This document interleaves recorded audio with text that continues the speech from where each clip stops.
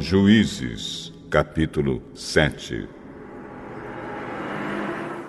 Senhor, nosso Deus, nosso Pai, em nome de Jesus te agradecemos, Senhor, por estarmos aqui na Tua casa, na Tua presença. Somos gratos a Ti, Senhor, por esta rica oportunidade que tem nos concedido de estarmos aqui nesta noite para lhe prestar culto de louvor, de adoração. Somos gratos a Ti, Senhor, pela saúde de cada um dos Teus filhos aqui presente, pela Tua provisão, pela Tua graça derramada nas nossas vidas, Senhor. Queremos agora apresentar a Ti esses dois pedidos de oração, Senhor. Apresentamos a Ti a vida do nosso irmão José Carlos, Senhor, para que o Senhor venha abençoá-lo, que o Senhor venha repreender, Senhor, toda enfermidade contra a vida do Teu filho. Cremos que Tu és poderoso para reverter essa situação, Senhor, e que a saúde dele seja restabelecida. Em nome de Jesus, a Tua igreja ora, Senhor, abençoa, visita o Teu filho, dá graça, para a glória do Teu nome, Senhor. Também pedimos pelo vizinho da nossa irmã Dirce, que tem esse problema, Senhor, desse tumor no cérebro. Visita-o, Pai, prepara, Senhor, o que ele precisa, para que ele tenha essa cirurgia marcada e que este problema possa ser revertido. Em nome de Jesus, entra com a Tua providência, abre essa porta para o Teu filho e dá vitória, para a glória do Teu nome. Recebe também o nosso louvor aqui nesta noite, a nossa adoração. Abre-nos a porta da palavra, nos ajuda, Senhor, em nome de Jesus. Continua abençoando a Tua igreja, sustentando, Senhor, a cada um na Tua presença, dando graça para que possamos, Senhor, continuar perseverando a Tua presença nesses dias difíceis que estamos vivendo. Sê conosco, abençoa os nossos lares, abençoa as nossas famílias, Senhor, continua dando saúde, continua guardando, livrando de todo mal. Assim nós oramos e já Te agradecemos no nome santo de Jesus. Amém. Glórias a Deus. Vamos louvar a Deus em 3 hinos.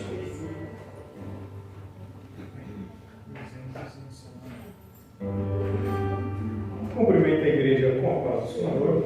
Amém. Eu queria convidar os irmãos a cantar comigo o hino de número 200. 200.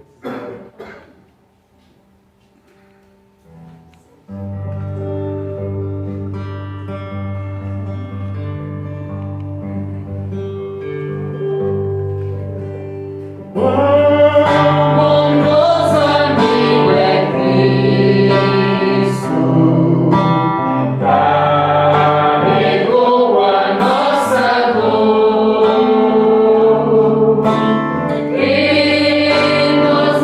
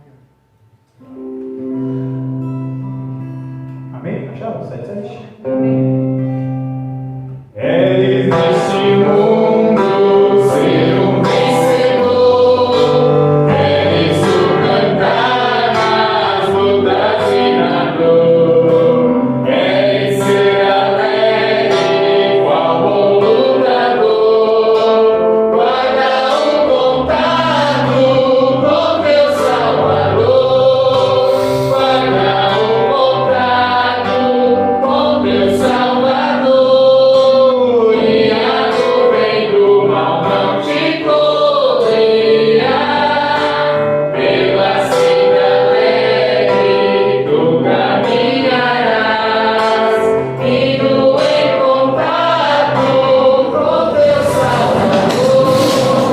Neste mundo vivem muitos a penar, cujos corações transbordam de pesar. Dá-lhes a mensagem de amor sem par. Com Deus o contato deves tu guardar. Guarda o contato com teu Salvador, e a nuvem do mal não te cobrirá, pela senda alegre tu caminharás, indo em contato com teu Salvador. Cristo com Deus a comunhão manter, sua glória em ti sempre permanecer. Que o mundo possa Cristo em te ver, guarda o contato com supremo ser, guarda o contato com teu Salvador, e a nuvem do mal não te cobrirá, pela senda alegre tu caminharás, indo em contato com teu Salvador. Deixa que o Espírito implante em teu ser o amor de Cristo, divinal prazer. Queres neste mundo todo mal vencer, guarda o contato em queiras poder, guarda o contato com teu Salvador, e a nuvem do mal não te cobrirá, pela senda alegre tu caminharás, indo em contato com teu Salvador.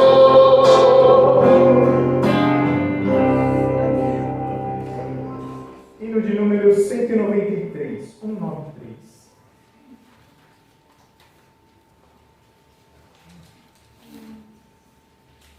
Glória a Deus.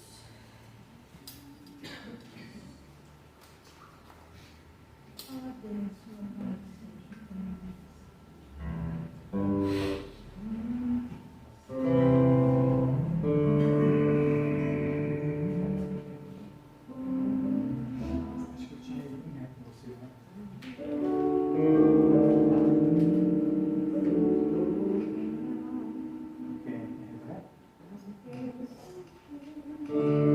Amém? Acharam? 193. Se tu minha alma a Deus suplicas e não recebes, confiando fica em suas promessas, que são muito ricas e infalíveis pra te valer. Hoje chamaste, ó minha alma,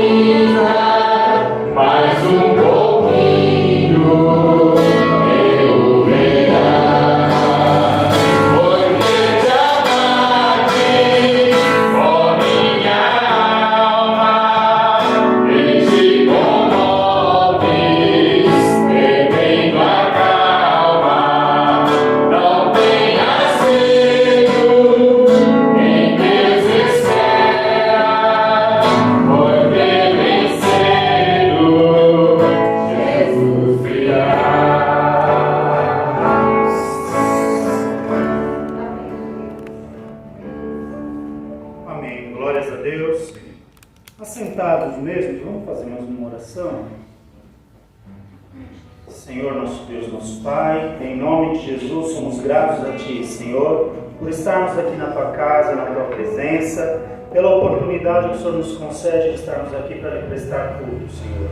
Somos gratos a Ti, ó Deus, pela vida que tem nos concedido, pela saúde do Teu povo que o Senhor tem preservado, Senhor. Continua guardando, continua livrando o Teu povo do mal, Senhor. Ajuda-nos agora, Senhor, abençoando, para que possamos aqui ouvir a Tua voz, Senhor, que possamos ouvir a Tua palavra, nos capacita, nos dá graça, abre-nos a porta da palavra, Senhor, para que o Senhor venha falar conosco naquilo que precisamos. Nos ajuda, nos abençoa, e que tudo seja para honra e glória do Teu nome. Assim nós oramos e já te agradecemos em nome de Jesus. Amém.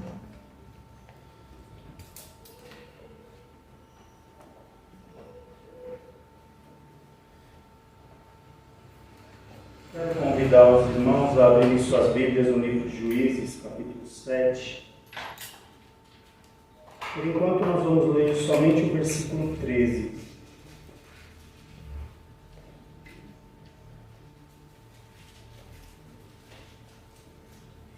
Juízes, capítulo 7, versículo de número 13. Amém?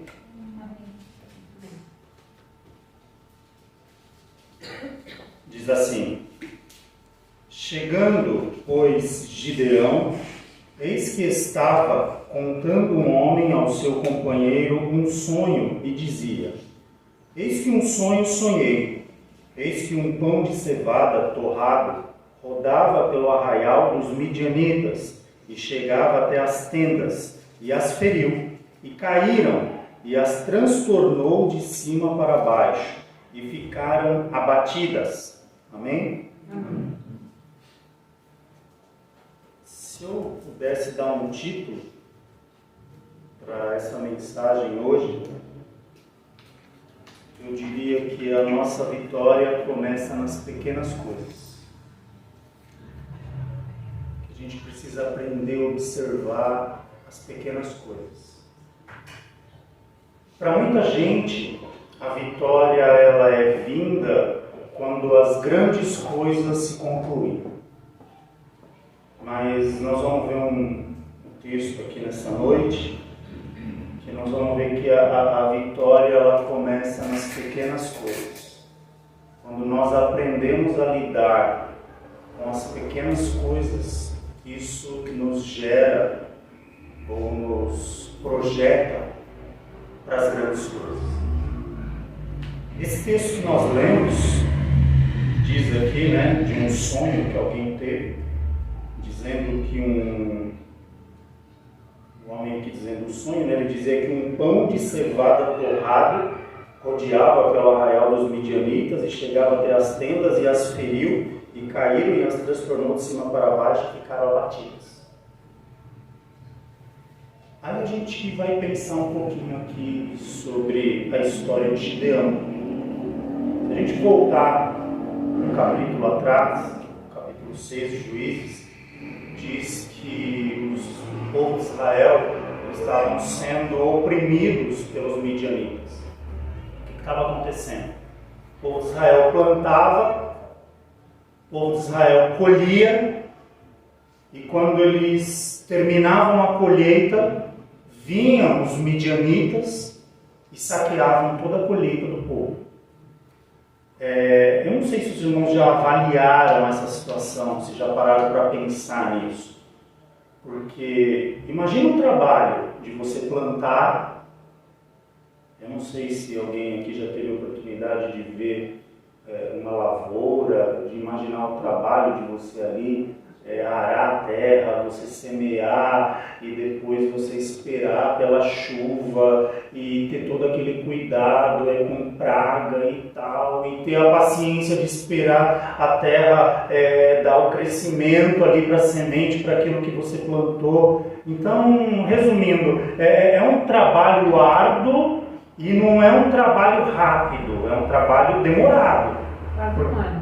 Quase um ano, dependendo do que você plantar, ainda um ano é pouco, né? Se for café, mais tempo, laranja. anos, é mais tempo. Exatamente. Então, quer dizer, é um trabalho árduo, você vai ter que ter a paciência de esperar. Imagina um povo que está com fome, você tem que plantar. Imagina a dúvida entre você ter a semente, ou eu como ou eu planto. Porque quando a barriga ronca, quando a fome aperta, às vezes você pensa só no hoje, né? Mas eles tinham que racionar aquela semente para poder satisfazer a fome ali, o extremo necessário para poder ter o que plantar. Então, o trabalho era difícil. Aí, quando dava o tempo certo, chegava o tempo da colheita, eles iam colher. O midianita não saqueava a lavoura. O midianita saqueava a colheita feita. Então, quer dizer, os caras esperavam o povo de Israel ir lá, colhia o resultado da plantação, né? Ali no caso provavelmente era o trigo, né? A cevada, o trigo para fazer o pão. E quando estava já tudo ali, já acredito que nos sacos ali, já tudo armazenado, para eles terem um alimento do dia a dia, para começar a iniciar uma nova plantação, porque isso é um trabalho que não tem fim. Aí o inimigo vinha e saqueava. Então veja que era uma situação difícil, porque você se sujeitar a fazer todo esse processo para lá no final você saber que vai vir alguém, vai vir te roubar. Mas a Bíblia diz que tinha um homem, que o nome dele era Gideão. E esse homem, para ele se esconder ou para ele fugir do roubo dos midianitas, o resultado da sua colheita, ele levava para um outro lugar para ele malhar o trigo ali, que era num lagar, né? Todos nós sabemos que lagar era um lugar onde eles pisavam uva para fazer vinho, suco de uva. Não era lugar de malhar trigo. Lagar era tipo de um tanque assim, quadrado ou retangular. Eles jogavam as uvas lá e amassavam com os pés. E tinha um caninho ali por onde escorria aquele caldo para eles fazerem o suco de uva ou vinho, enfim. E muitos hoje usam esse sistema ainda até hoje, nos dias de hoje. Tá? E Gideão, ele começa a pegar o resultado de todo esse trabalho que nós acabamos de narrar aqui, desse percurso de plantar, de colher, enfim, para fugir do inimigo, dos midianitas. Ele leva isso até o lagar, para malhar o trigo ali, para que ninguém percebesse o que ele estava fazendo. Assim, o que ele estava querendo fazer? Qual que era o objetivo dele? Garantir o sustento da sua família, né? Ele garantiria o sustento da sua família, teria semente para começar uma nova lavoura e por aí ele ia tocando a vida dele. Eu já vi gente pregar que Gideão era covarde, porque ele estava malhando o trigo no lagarto, ele estava fugindo. Eu não vejo dessa forma. Eu vejo ele um cara inteligente, né? Porque se você vai fazer um negócio ali, você sabe que você vai estar, a hora que você terminar, ou vai vir alguém te roubar, você vai ficar de bobeira lá, sabendo que vai só para acabar e vai chegar alguém para te roubar? Não. Então você, peraí, vou ser mais esperto que o bandido, né? Vou ser mais inteligente que o bandido. Eu vou fazer isso num lugar onde ele não sabe o que eu faço, porque o resultado do meu trabalho eu vou colher. E vejam que as pequenas coisas são projetadas, né? As grandes vitórias são projetadas das pequenas atitudes. Porque quando Gideão começa a fazer isso, começa um diálogo da parte de Deus com esse homem. Gideão era alguém especial? Alguém tinha ouvido já falar de Gideão na Bíblia? Não. Ele não era nenhum profeta, ele não era nenhum designado ali para ser um herói. O que levou Gideão a essa situação? Foi um ato de coragem. Foi um princípio que ele adotou primeiro para a família, que talvez depois até alguns outros poderiam observar e falar, poxa, vamos fazer como Gideão, né? Porque o negócio dele está dando certo. E ali quando Deus contempla isso, no capítulo 6, começa um diálogo aqui, a partir do versículo 11. A gente vai ler alguns versículos, só para a gente embasar bem. E a Bíblia diz que o anjo do Senhor aparece a Gideão. É importante a gente destacar que a figura do anjo do Senhor no Antigo Testamento, ela se remete à figura do próprio Jesus. Tá? Se vocês fizerem uma analogia bíblica, onde nós lemos o anjo do Senhor, personifica a pessoa de Deus. Tá? E aqui diz no 11, então o anjo do Senhor veio e assentou-se debaixo do carvalhal que está em Ofra, que pertence a Joás, a Biesrita, e Gideão, seu filho, estava malhando trigo no lagar para o salvar dos midianitas, conforme a história que nós narramos, né? Então o anjo do Senhor lhe apareceu e disse: o Senhor é contigo, varão valoroso. Olha a visão que Deus tinha de Gideão, varão valoroso. Mas qual que era a visão de Gideão a respeito de si mesmo? Aqui no versículo 13 a gente vê: mas Gideão lhe respondeu: ai, Senhor meu, se o Senhor é conosco, por que tudo isso nos sobreveio? E que é feito de todas as suas maravilhas que nossos pais nos contaram, dizendo: não nos fez o Senhor subir do Egito, porém agora o Senhor nos desamparou e nos deu na mão dos midianitas. Aí no 14 Deus fala de novo: então o Senhor olhou para ele e disse: vai nesta tua força e livrarás a Israel das mãos dos midianitas. Porventura não te enviei eu? O que será que Gideão pensou quando ele ouviu isso? Que força! Eu estou me escondendo aqui para não roubarem o meu almoço, para não roubarem a comida da semana que vem. Que força que eu tenho! Veja que a força não está, muitas vezes, naquilo que você executa, mas no que você intenta executar. A força, muitas vezes, ela não está naquilo que você, talvez, ainda vá realizar, mas naquilo que você pretende fazer, na sua intenção de fazer algo para o Senhor. Aqui, no caso, ainda estava limitado à família de Gideão. Ele não estava nem pensando nisso em grande proporção, em larga escala. Ele estava malhando o trigo para o sustento da família. Mas Deus já estava o vendo como aquele que iria libertar Israel da mão dos midianitas. Tudo por um ato de coragem. Eu imagino que o restante dos pais de família de Israel, e que não eram poucos, deviam estar lá se lamentando, não é? Já viu aquela situação? Ah, eu vou fazer isso para quê? Eu vou plantar para quê? Eu vou colher para quê? Para vir o outro lá e roubar e levar tudo embora. Quem conhece alguém assim? Vou fazer isso para quê? Para que eu vou trabalhar? Essa inflação, esse governo, só tem corrupto e não sei o quê. Quer dizer, a pessoa não pensa em ter uma estratégia para sobreviver em meio a uma crise. Ela pensa em não fazer, em recuar, em voltar para trás. Veja que Deus aqui, ele honra a atitude, porque a produção de Gideão era muito pequena. Ele sozinho, malhando trigo no lagar, talvez desse para mal a família dele comer. Mas era uma atitude em meio à crise. Era uma ação em meio a um tempo difícil. E é justamente isso que as pessoas precisam ser motivadas a fazer nos dias de hoje, porque isso é demonstração de fé.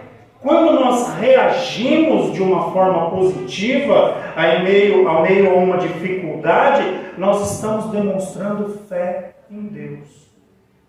Olha, eu creio que Deus pode me abençoar nesse negócio tão pequeno que eu estou fazendo.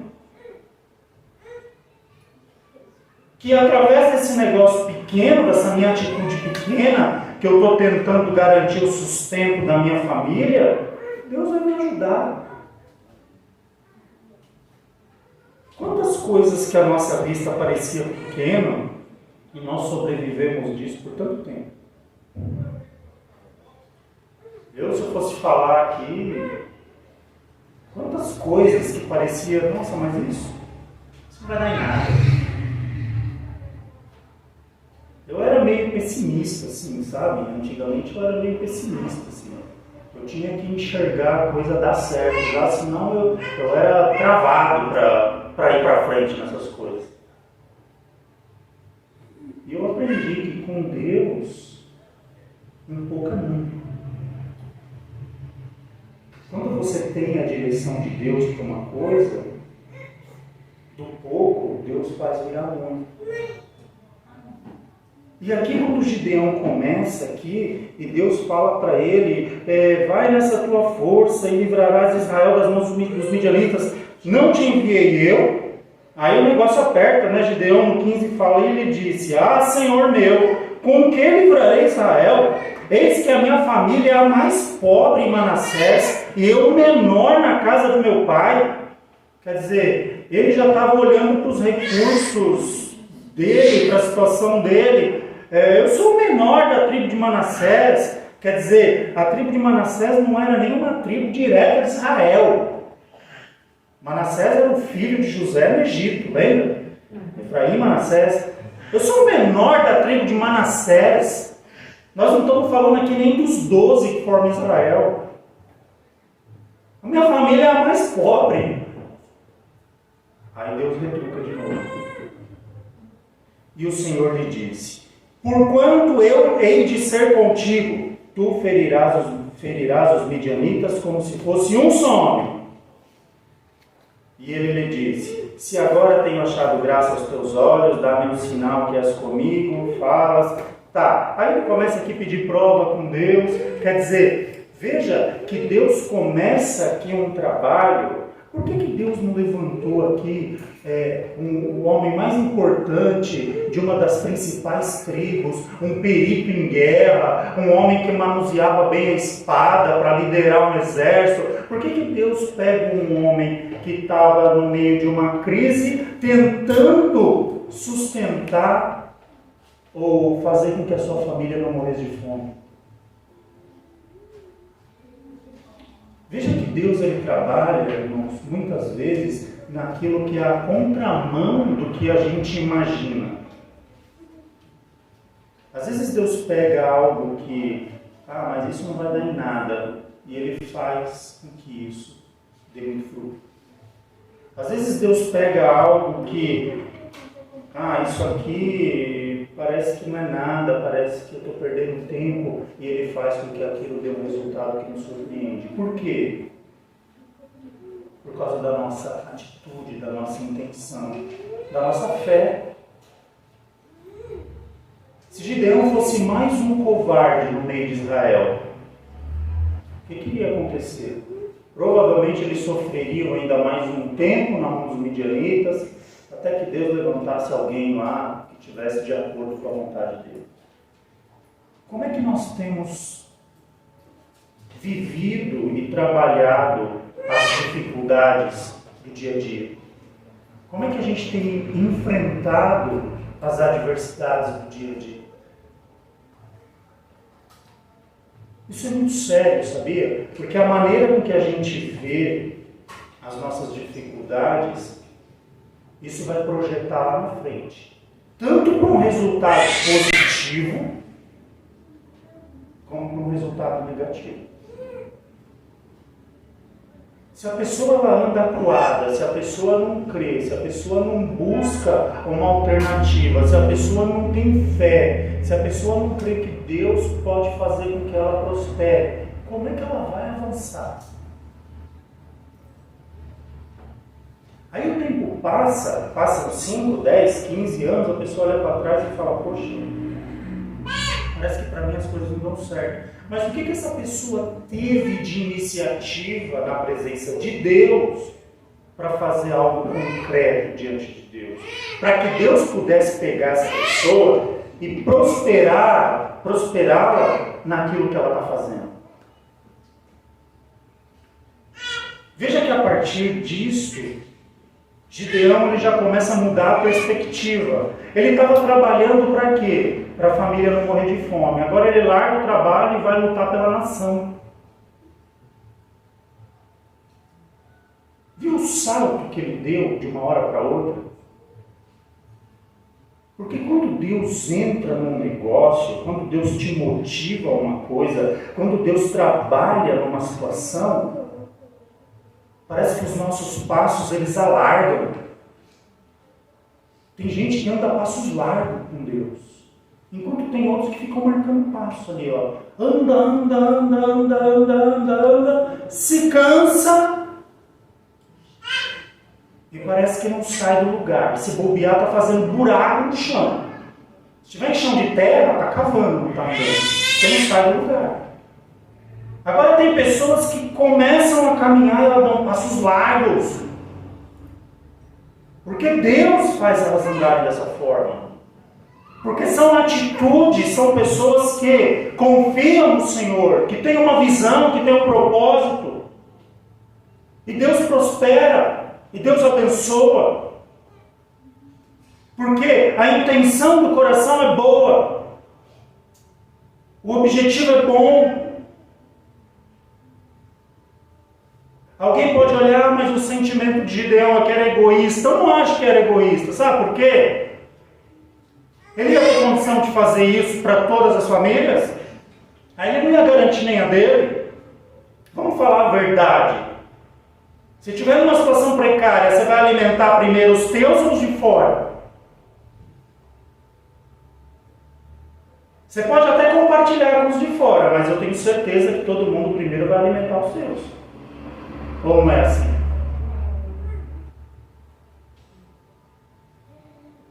Então, Gideão aqui, ele era uma inspiração para um momento caótico.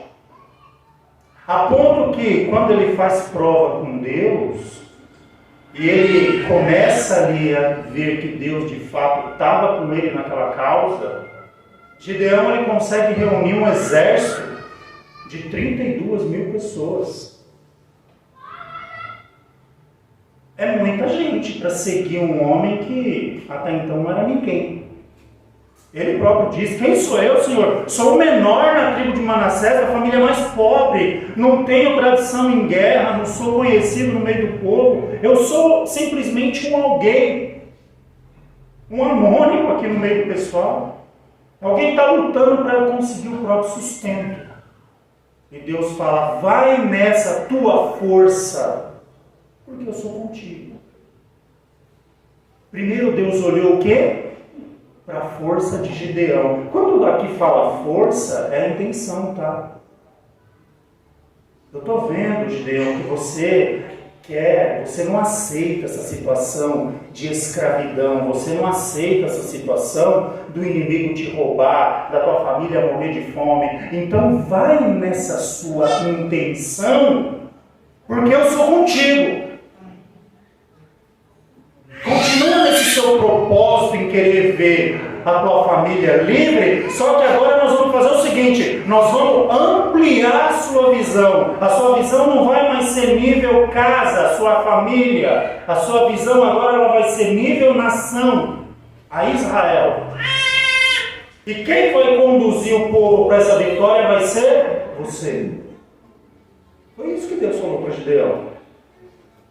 Aí Gideão faz as provas com Deus, ele vê que Deus é com ele, ele reúne o exército de 32 mil homens e sai para a peleja. Aí Deus olha e fala: não, Gideão, é muita gente. É muita gente. Porque se vocês ganharem a batalha, vão dizer que foi pela força do teu exército, não foi pela minha mão. Então fala para os covardes e para os medrosos voltarem. Aí, se eu não me engano, ficaram cerca de 20 mil, né? Parece que é isso, não lembro o número exato agora, não vou procurar aqui também para a gente não ficar do tempo. Aí Deus ainda olha e fala: não, Gideão, é muita gente. Faz o seguinte, ó, tem um ribeiro lá e vocês vão parar lá, o povo está cansado de andar, e você presta atenção como o pessoal beber água. Aqueles que largar as coisas e de uma maneira displicente se abaixarem lá para tomar água, esses não servem. Agora aqueles que fizerem como o cão, pegar a água assim com a mão, trazer a boca e lamber a água assim com a mão, mas está de olho com a arma na outra mão, é com esses que você vai contar. São os que estão vigilantes. Veja que Deus procurava gente com o quê? com propósito. Deus não quer gente aleatória. Sabe o que é gente aleatória? Aqueles que andam com a boiada, já viu? Quando vai aquela turma assim, o gado, assim, e tem uns lá no meio que não estão, nem sabe para onde vão. Mas por que você está indo lá? Porque está todo mundo indo para lá. Isso é ser aleatório. Por que você está indo? Não, eu estou indo porque está indo todo mundo para lá. Eu acho que é para lá que eu tenho que ir.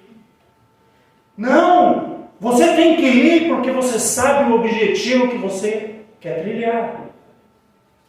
Ah, por que você vem para a igreja? Ah, porque todo mundo vai, na minha família todo mundo é crente, se eu ficar em casa eles vão ficar implicando comigo, eu também vou para a igreja. Não, ele não vem para a igreja porque ele almeja uma salvação lá no final. Ele vem para a igreja porque a família pega no pé. Isso é ser aleatório. Por que você vai no culto? Eu vou no culto porque se eu não for, meu pai, minha mãe, meu irmão, minha irmã, vai ficar ali no meu ouvido. Não! Você vai no culto porque você ama a Deus. Você vai no culto porque você quer estar na presença de Deus. Você vai no culto porque você quer ouvir a palavra de Deus. Amém. Porque nós não somos aleatórios na fé. A gente não está perdido dentro da igreja, sem saber para onde ir, sem saber o que vivemos, sem saber o que está acontecendo. Não. O crente de verdade é o povo mais bem formado da face da terra. O crente de verdade, ele sabe tudo o que vai acontecer, porque a Bíblia já nos revela, Deus já tem revelado para o seu povo, tudo o que vai acontecer até lá no final. Aleluia. A gente não está vivendo aqui de forma aleatória, a gente não está aqui perdido, passeando, achando tudo bonito, não. A gente tem um caminho, tem um objetivo para trilhar. Tem uma salvação que nos foi proposta, nos foi conquistada na cruz por Jesus, a qual nós precisamos caminhar para concluir esse processo. Quando eu falo concluir, é a nossa parte, porque a salvação pela parte de Deus está pronta. É só a gente crer e continuar caminhando debaixo da graça de Deus. Deus olha para aquela turma com Gideão, tem muita gente, Gideão. Os que estiverem atentos, os que estiverem vigilantes, aqueles que estiverem preparados, que forem prudentes, que pegarem a água, observando o tempo todo o que está acontecendo ao redor, esses são os que vão caminhar com você. Os outros displicentes, voltam para trás. E dos 32.000, sobram 300. Menos de 1% da turma que saiu no começo.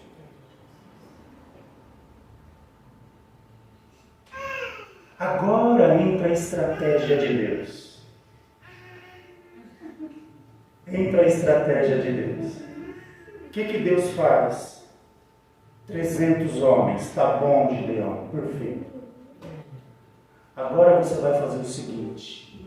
Vai dividir essa turma em três grupos de 100, vai até o acampamento do arraial dos midianitas à noite, quando começar a anoitecer. Vocês vão levar um cântaro com uma tocha, um cântaro na mão, a tocha na outra mão. Eles estavam indo para a guerra, não estavam? Já viu gente ir para a guerra com tocha e um vaso vazio na mão? O cara vê o que você vai fazer, dá uma vazada na cabeça dele, pôr fogo na roupa dele. Os camaradas todos com espada, com lança, com escudo. O que é isso? Tem coisas que às vezes Deus nos dirige a fazer que parece loucura, né? Mas se você estiver na direção de Deus, Deus te prospera naquilo que Ele dirige. Divide em 3, Gideão. Todo mundo com um cântaro e uma tocha. Vão fazer 3 grupos de 100. Lá nos limites do acampamento dos midianitas, à noite. E quando for dado o sinal, quando Gideão desce o sinal, Deus falando para Gideão, você vai dar um sinal para que todos eles quebrem os vasos, os cântaros ao mesmo tempo, acenem as tochas e gritem, pela espada do Senhor e pela espada de Gideão. Já pararam para imaginar o efeito disso à noite, o barulho e o efeito das luzes dessas tochas se agitando? Eu imagino aquele arraial, aqueles caras todos bêbados ali à noite já, depois de comer, de beber, tudo embriagado, e eles sem imaginar o que estava acontecendo, de repente eles escutam aquele estardalhaço de um monte de coisa se quebrando, 300 vasos se quebrando ao mesmo tempo. Deus ali deve ter dado estratégia de acústica, de tudo, aquele som deve ter chegado ali com um volume, com um ímpeto assustador para aquele povo. E quando eles têm a atenção presa por aquele barulho, eles olham e vê aquele monte de tocha se mexendo como se desse a sensação de que tivesse vindo um exército gigantesco marchando. Que tem exército que quando marcha, o chão treme, o barulho é tum, tum, tum, de tanta gente. A ponto que aquele povo ficou tão atordoado que na intenção de fuga à noite, acho que começou a se trombar um com o outro, e eles já não sabiam quem que era do time, quem que era adversário, e começaram a dar espadada para todo lado. E resumindo a história, quando Gideão chega lá com os 300, está todo mundo morto.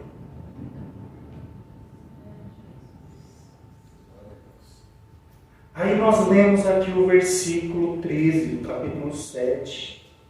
Um sonho que contaram. Chegando, pois, Gideão, eis que estava contando um homem a seu companheiro um sonho, e dizia: eis que um sonho sonhei, eis que um pão de cevada torrado rodava pelo arraial dos midianitas e chegava até as tendas e as feriu. E caíram, e a transtornou de cima para baixo e ficaram abatidas. Quem era este pão? Gideão, que estava malhando trigo no lagar. Veja, as pequenas atitudes na direção de Deus produzem grandes vitórias. Considera, quando você tiver alguma oportunidade de alguma coisa e você pensar assim: mas isso é uma coisa tão boba. Peraí, será que é boba mesmo? Ou será que isso na presença de Deus não pode ser o princípio de uma grande vitória? Não pode ser o princípio de uma grande estratégia? Não pode ser um princípio de uma grande conquista, de um grande passo que eu vou dar para concluir algo na minha vida? A gente precisa discernir esses sinais, irmãos. A nossa vida com Deus não é uma vida aleatória, tá? Para com esse negócio de viver, para o lado que o vento soprar eu estou indo, do lado que o rio corre a água me leva. Não! Sabia que a gente está na contramão do mundo? O mundo está caindo, ó. Imagina uma cachoeira assim, ó. A gente está subindo. Então, subir na cachoeira é fácil? Contra a força da água da cachoeira é fácil? Não é. E às vezes vem um toco, às vezes vem um pedaço de pau, às vezes vem uma pedra para te fazer parar, para te fazer desistir, para te fazer recuar. Mas o lado que nós estamos indo foi um lado determinado por Deus. Deus nos chamou para subir e não para descer. Eu não estou falando aqui sobre dinheiro, não, tá? Estou falando aqui sobre vida com Deus. Deus nos chamou para subir. O nosso caminho, a nossa rota, o nosso rumo é para cima. O mundo está indo para baixo, a gente está indo para cima.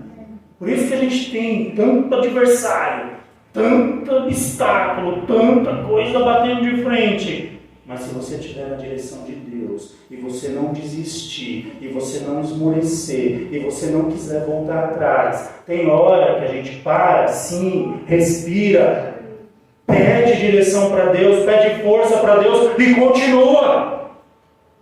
Porque Ele renova a nossa força. Amém. Ele está contando conosco. Vai nesta tua força. Peraí, por que Deus mandou Gideão ir na força dele? Porque quem fortalecia Gideão era Deus. Saiba quem é aquele que te fortalece nessa noite. Quem é aquele que dirige os seus passos. Muitas vezes tem coisas que, como eu falei, parecem bobeira. Não sei. De repente Deus quer tratar com alguém, parece que é sem sentido, mas espera aí, se Deus plantou um sentimento no teu coração, procura entender o que é, procura discernir qual é a vontade de Deus, e depois que você tiver um entendimento, vai pedindo para Deus te mostrar o propósito disso e avança. Avança porque Deus vai te dar vitória. Amém? Que fica essa palavra para nós nesta noite, que o Espírito de Deus possa falar melhor em cada coração. E Deus é aquele que tem vitória para o seu povo. Amém? Vamos orar a Deus?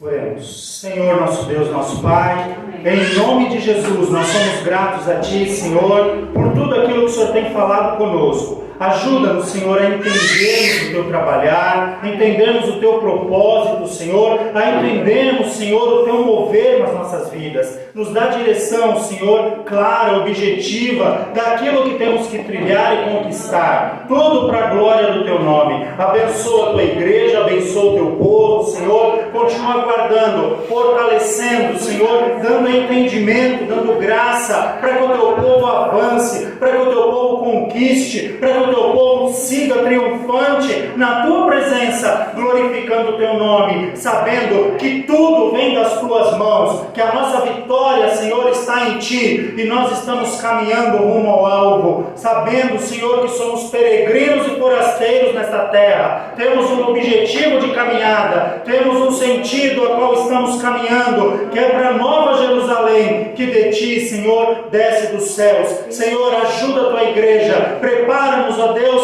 para que possamos perseverar firmes nessa caminhada, até o dia do arrebatamento, ou então o dia que aprouver a Ti nos recolher. Nos guarda, nos livra do mal, nos fortalece, nos dá uma semana também abençoada na Tua presença, uma semana de vitória. Tira, Senhor, os impedimentos, as barreiras, dá graça para o Teu povo, dá saúde para o Teu povo, fortalece o Teu povo na Tua presença, enche o Teu povo do Teu Espírito. Nós cremos, Senhor, que em meio à crise, que em meio às dificuldades, o Senhor pode sim fazer um avivamento no meio da Tua igreja, porque o dono desta obra é o Senhor, o dono da palavra é o Senhor, o dono das nossas vidas é o Senhor, e nós estamos nas Tuas mãos. Nos guarda, nos livra do mal e nos dá a Tua paz. Leva-nos agora em paz e em segurança, e que possamos, Senhor, continuar tendo uma noite na Tua presença. Assim nós oramos e já Te agradecemos no nome santo de Jesus.